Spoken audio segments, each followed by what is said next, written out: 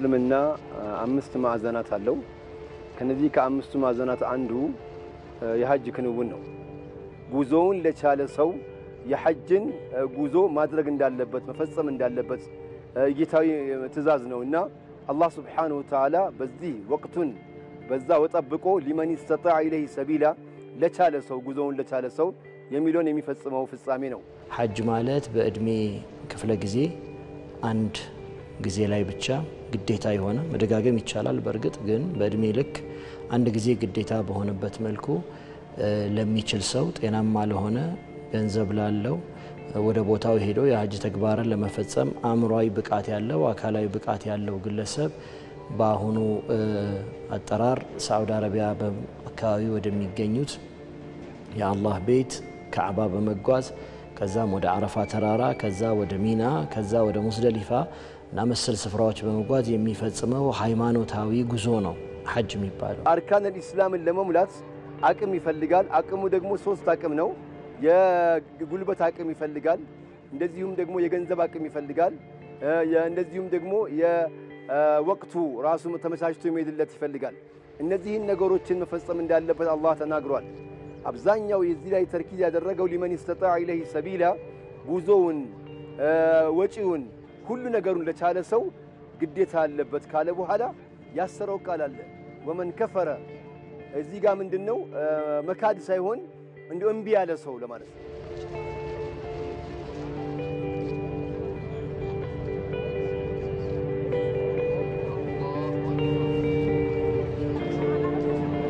በሐጅ ጉዞ በሂጅራ ዘመን አቆጣጠር ወርሃ ዙልሂጃ በገባ 9ኛው ቀን ላይ በአረፋ ተራራና ዙሪያው በሚሊዮን የሚቆጠሩት የሐጂ ተጓዦች ይሰበሰባሉ።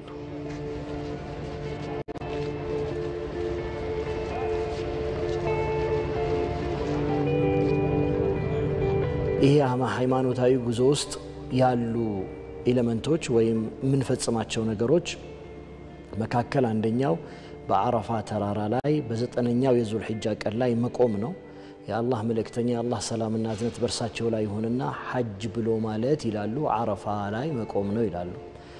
አረፋት የሚባለው ተራራ ከመሃል መካ ወይም ከካዕባ ወደ 18 20 በተለያየ አቅጣጫ እስከ 22 ኪሎ ሜትር በብዙ አቅጣጫ ስለሚገባ ራቅ የሚል ስፍራ ነው።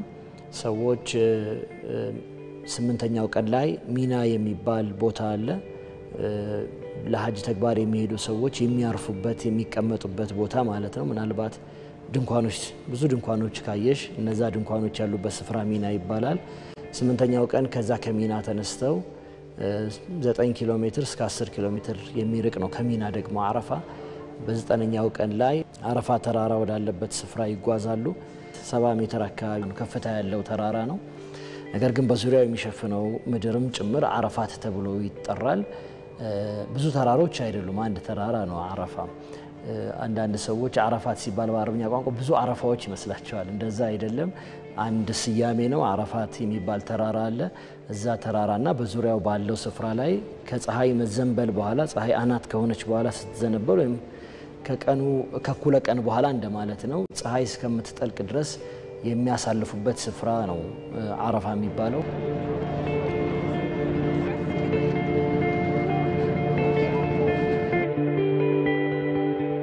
የአረፋ ተራራ ላይ እንግዲህ የማግኘት ቻንሱ ጠባብ ነው። ያው ለ3-4 ሚሊዮን ህዝብ በዛ ቦታ ላይ አንድ ተራራ ላይ መውጣት አደጋ ነው። ብዙዎቹ ሪኮመንድ ያደርጉም፣ ግን ከተገኘ ግን በጣም ትልቅ ጥቅም አለው። ምክንያቱም ረሱል ሰለላሁ ዐለይሂ ወሰለም ነቢያችን እዛ ተራራ ላይ ወጥተዋል። ስለዚህ ያ ስሜት እሳቸው የረገጡትን ቦታ ወይም እሳቸው የወጡበትን ቦታ ላይ መውጣት የሚሰጥሽ የሆነ የተለየ ስሜት አለ። ሁለተኛ እንደነገርኩሽ ነብዩላህ ኢብራሂምም ነብዩላህ አደምም አለይሂ ሰላም የተገናኙበት እዛ ቦታ ፒክ የሆነ ቦታ ነው። ያ ሁላ ነገር ይሄ ሁላ ታሪክ የተፈጸመበት ቦታ ስለሆነ ይሄን ነገር ለሚገነዘብ ሰው የተለየ ስሜት ይሰጣል። ምክንያቱም ሴንተሩ ነው፣ ያ ተራራው ሴንተሩ ነው። ለዛ ባውንደሪ ቢኖር ያ ሴንተሩ ተራራው ሴንተሩ ነው፣ ዋናው ቦታ ነው ማለት ነው። ያ ስፍራ አንደኛው ስያሜውንም ያገኘው ያው በታሪክ የሚባል ነገር ነው። አንደኛው ስያሜውንም ያገኘው አባታችን አደም የሰው ልጆች አባት ከገነት አትብላ የተባለውን ፍሬ በበላበት ጊዜ ከአላህ ትእዛዝ ውጪ ሲወጣ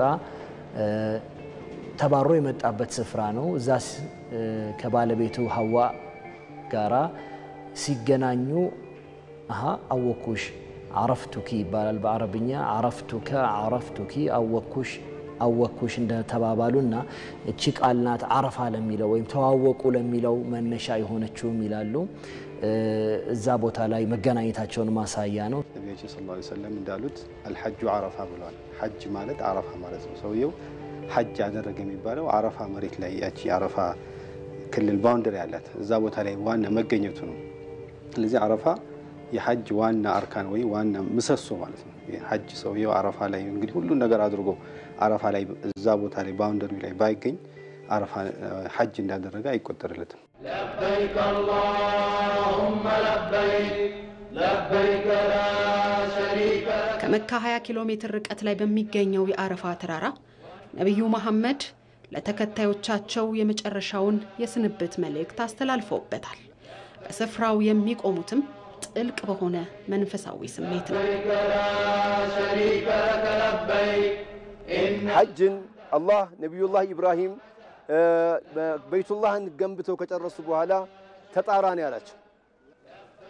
እንዴት ነው የምትጣራው ሲሉ ጊዜ ማን ይሰማኛል ሲሉ ጊዜ አንተ ብቻ ተጣራ እኔ ነኝ ማሰማው አለ አላህ። ዛሬ ያንን የነብዩላህ ኢብራሂምን ጥሪ ሰምቶ አላህ ና ብሎ ሲመጣ እዛ ቦታ ላይ የሚያደርገው ዒባዳ አለ።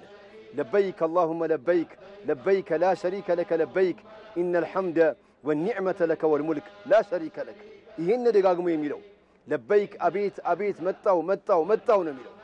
እዛ ቦታ ላይ ያልተጠራ አይመጣም። አላህ ከአዘል ያልጠራው አይመጣም። ብር ቢኖረው ገንዘብ ቢኖረው ሽመት ቢኖረው ዘዴዎች ቢኖሩት አላህ ግባ ካላለው አይገባም።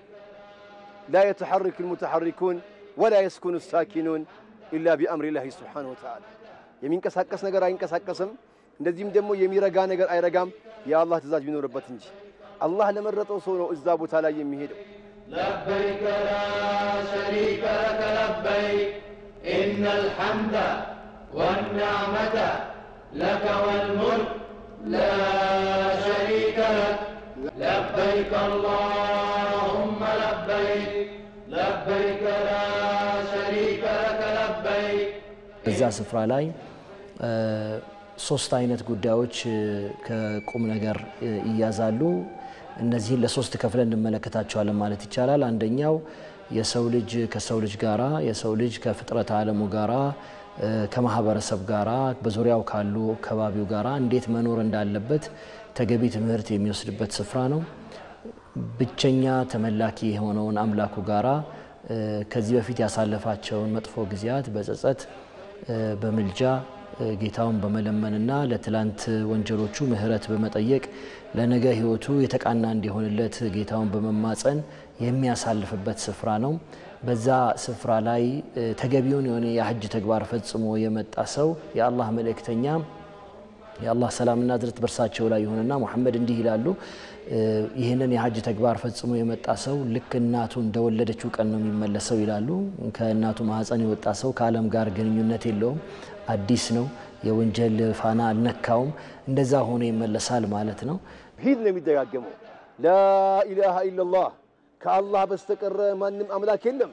ወህደሁ ብቻውን ላ ሸሪከ ለሁ ለሱኮ ሸሪክ የለውም። ለሁል ሙልክ ንግስናውም ለሱ ነው። ወለሁል ሐምድ ምስጋናው ሰው ወሁወ አላ ኩሊ ሸይን ቀዲር ሁሉ ነገር አድራጊ ቻይ የሆነ አምላክ ነው ተብሎ ይሄን የሚደጋገመው። የዚህ ቀን ዱዓውን አላህ ለወፈቀው ሰው ያው የሚሰሩ ዒባዳዎች እዛ ላይ ዙሁርና ዐስርን አጣምሮ ይሰግድና ሰው እዛ ቁርአን እየቀራ ዒባዳ ያደረገ ወንጀሉን አስታውሶ እስከ ፀሐይ እስከምትገባ ድረስ በአረፋ ክልል ላይ ሆኖ አላህን ዒባዳ ያደረገ እያለቀሰ ብቻውን እያስታወሰ ይሄዳል።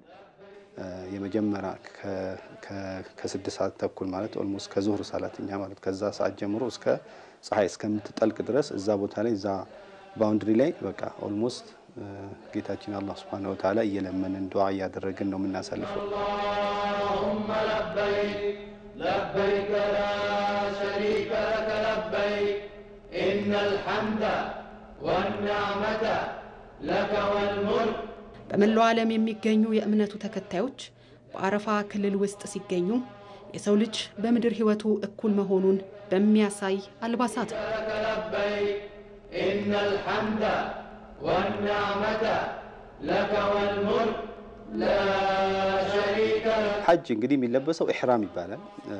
ነጭ ልብስ ሽርጥና ላይ ከላይ እንትን ኩታ ነገር ነው። ይሄ ምንድነው ዓላማው?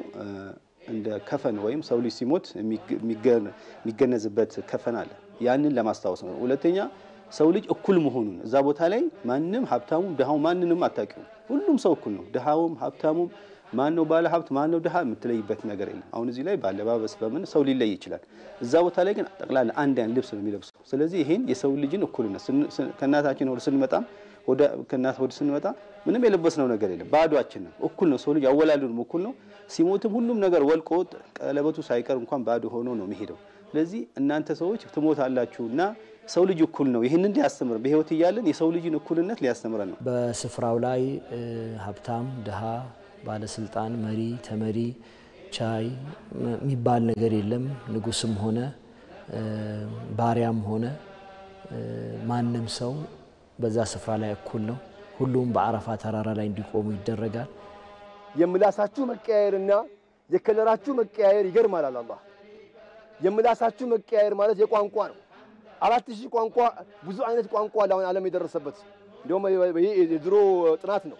አሁን በጣም ብዙ ሊሆን ይችላል። ይሄን ሁላ ቋንቋ እዛ አገር ላይ በ250 ምናምን አገራት ቤቱ ልትገባ የፈራሃው ሚኒስቴር የሆነ ንጉስ የሆነ አንድ አይነት ልብስ ለብሶ ሰው ልጅ ሲከፈን እንዲህ አይነት ልብስ ለብሶ የሚሞተው ይሄኛውን ልብስ ለብሶ አንድ አይነት ቋንቋ ይዞ ወደ አላህ እጁን አንስቶ ሁሉም አላህ ያ ረቢ ማረኝ ለበይክ اللهم ለበይክ ለበይክ ብሎ ሲጊዜ ውስጥ ስር የሚመጣው መንፈስ አለ። ሰዋአን الአኪፊ ወልባድ እዛ ሀገር ላይ የሚቀመጥም ከሩቅ ሀገር የመጣም እኩል ነው። እዛ ቦታ ላይ አላህ ጋር ለከ ወልሙልክ ላ ሸሪከ ለክ። ምስጋናና ምልጃቸውን ወደ ፈጣሪ አሰምተው ከአረፋ ተራራ ሲወርዱ በአንድ መሬት ላይ ያርፋሉ።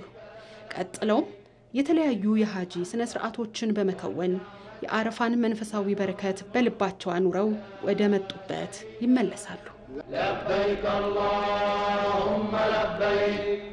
ከዛ በአረፋ ተራራ ላይ ከቆዩ በኋላ ተነስተው ለማደር ይሄዳሉ። ፀሐይ ስትጠልቅ ያ የሚያድሩበት ስፍራ ሙዝደሊፋ ይባላል። ከ6 እስከ 7 ኪሎ ሜትር ርቀት አለው። በእግር ነው የሚሄደው። ደካማው ጠንካራው ደካማውን ያገዘ ይረዳ። በርግጥ በአሁኑ ጊዜ ብዙ ነገሮች ተመቻችተዋል። ትራንስፖርቶችም መሰል ነገሮችም አሉ። ግን ዓላማው ምንድነው? የሰው ልጆች በሙሉ በዚህ የትብብር መንፈስ በዚህ አንድነት መንፈስ በዚህ ወንድማማችነትና የተማማችነት መንፈስ እንዲኖሩ ማድረግ ነው። በዚህ ሂደት ወደ ሙዝደሊፋ ይሄዳሉ። ሙዝደሊፋ ያድራሉ። ሙዝደሊፋ ፍራሽ የለም፣ ትራስ የለም። ሙዝደሊፋ የሚታደርበት ሜዳ አሸዋ ነው። እዛ አሸዋ ላይ ሀብታም የለም፣ ድሃ የለም። ሁሉም የሰው ልጅ እዛች አፈር ላይ ይተኛል። ያ በምድር ላይ ያለውን ቆይታ የሚያሳየው የአረፋ ጊዜ ነው ይላሉ እስልምና ሊቃውንት። ከዛ በኋላ የሰው ልጅ መቼም ሞት የሚባል ነገር ይደርስበታል። በጋራ ነው እዚህ አፈር ላይ የሚተኛው። የተለየ ነገር የለም። እንቅልፍ እንግዲህ ይገርምሻል። እኔ እዛን ሰዓት ላይ አስተውሳለሁ። አፈር ላይ ቤት እንግዲህ በፍራሽ ላይ እንኳን እንቅልፍ የማይወስድሽ እዛ አፈር ላይ መሬት ላይ ለጥ ያለ እንቅልፍ የምትወስጂው። ጠዋት ሱብሂ እንግዲህ ትነሻለሽ።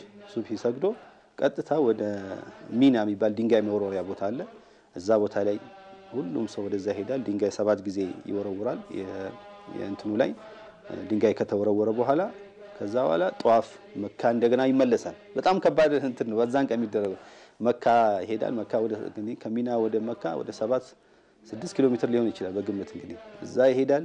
እዛ ጧፍ ጧፉ ራሱ እንግዲህ ማድረጉ ራሱን የቻለ ነው። ጧፍ ያረጋል። ሰፋ መርዋ እንግዲህ ያረጋል። እሱም ራሱ ከሰፋ መርዋ ወደ 3 ኪሎ ሜትር አካባቢ ይሆናል። ጉዞ ላይ ነው የሚያልቀው እንግዲህ እዛን ሳለ ያን ከጨረሰ በኋላ ነው ወደ ማረፊያው ወደ ሚና ይመለሳል። እንግዲህ ያው ይሄውላ ይሄ ኪሎ ሜትር እንግዲህ 20-30 ኪሎ ሜትር ሊሆን ይችላል። በእግሩ ይሄውላ ይጓዛል ማለት ነው። ትንሽ ድካም አለው፣ ጥንካሬ ይፈልጋል። ይሄውላ አድርጎ ግን ምንም በቃ ውስጣዊ ስሜቱ በቃ ደስ ይለው ሁሉ። እንኳን አደረሳችሁ ለኢድ አልአድሃ በዓል። ሰላም የሚሰፍንበት የሰው ልጆች ከድህነት አረንቋ የሚላቀቁበት ከማጣት ባርነት ነፃ የሚሆኑበትና በጋራ የሚቆሙበት በዓል እንደሚሆን ምኞቴን እገልጻለሁ። ኢድ አልአድሃ ሙባረክ። እንኳን ለተከበረው ኢድ አልአድሃ አረፋ እንኳን አደረሳችሁ ማለት እፈልጋለሁ። አሰላሙ አለይኩም ወራህመቱላሂ ወበረካቱ። ለበይከ ላ ሸሪከ ለከ ለበይክ ኢነል ሐምደ ወኒዕመተ ለከ ወልሙልክ ላ